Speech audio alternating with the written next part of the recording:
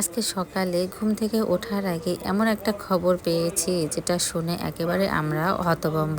মনে হচ্ছে যে উঠে বসে আধা ঘন্টা আমি একটু ঝিম লেগেছিলাম, এটা আমি মানতেই পারতেছি না।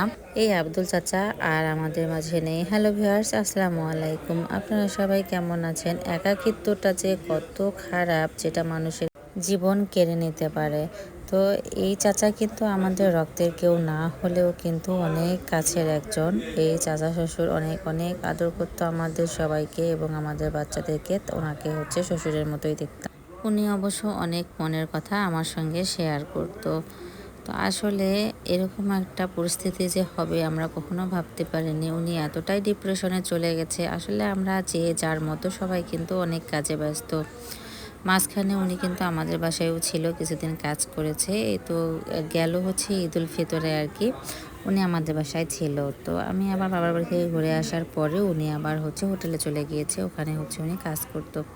তারপরে হচ্ছে হঠাৎ করে উনি অসুস্থ হয়ে গেল। অসুস্থ হয়ে যাওয়ার পরে অবশ্য মাঝে মধ্যে আমাদের বাসায় আসতো, খাওয়া দাওয়া করতো, যেত। তো আমরা হয়তো ভেবেছিলাম যে এভাবেই ঠিক হয়ে যাবে, কিন্তু না, উনি ডিপ্রেশনে ছিল, এটা আমরা কখনো বুঝতে পারিনি। ওনার ওয়াইফ অবশ্য এখানে থাকে না, উনি সৌদি আরবে থাকে। এই একাকিত্বটাই হচ্ছে ওনাকে অনেক খারাপ লেগেছে। যাই হোক, আপনারা আর যাই করেন না কেন, নিজের পরিবারকে সময় দেবেন, অবশ্যই একটু মূল্যায়ন করবেন, কারণ দিন শেষে পরিবারই হচ্ছে আপনার কাছে আপন। এই যে চাচাটা চলে গেল, ওনার কোনো পরিবারের ভালোবাসা, আদর, স্নেহ, মায়া, মমতা কিছুই পেল না। তো আজকে হচ্ছে আমার ননদ ননাসেরা ওনারা আসছে চাচাকে দেখার জন্য, এবং ঈদের পরে তো আসার কথাই ছিল, আর একখানে দাওয়াত ছিল, ওখানে খাওয়া দাওয়া করে আসছে। আমি আবার দাওয়াতে যেতে পারিনি, কারণ মনটা ভীষণ খারাপ ছিল। তো ভাগ্নিরা আবার সন্ধ্যার দিকে হচ্ছে মুড়ি মাখিয়ে দিল সুন্দর করে, তার সঙ্গে হচ্ছে কেক দিয়ে তো চা নাস্তাটা সেরে ফেললাম। আর এদিক দিয়ে হচ্ছে রাতের জন্য এখন রান্নাবান্না চলছে। এই মাংসগুলো হচ্ছে আমি জাল করে রেখে দিয়েছিলাম লবণ হলুদ দিয়ে শুধুমাত্র। তো এগুলো হচ্ছে আজকে একটু আলুর ডাল দিয়ে রান্না করতেছি, যেহেতু বাসায় অনেক মানুষ। তো ভালোই লেগেছে খেতে, নতুন একটা রেসিপি। কে কে আছেন এরকম গরু মাংস দিয়ে আলুর ডাল খান, অবশ্যই অবশ্যই কমেন্টে জানাবেন। তো ঝোলটাও কিন্তু হচ্ছে অনেক ভারী ভারী হয়, খেতে ভালোই লাগে। আর তার সঙ্গে হচ্ছে ঢেঁড়স ভাজি করলাম। আর এই দিয়ে মাংস দিয়ে আমার ভাগ্নিরা আবার হচ্ছে মুড়ি মাখিয়ে খাচ্ছে। তো আমার ছোট ভাগ্নি আবার নিয়ে গিয়ে আমাকে খাওয়াই দিল।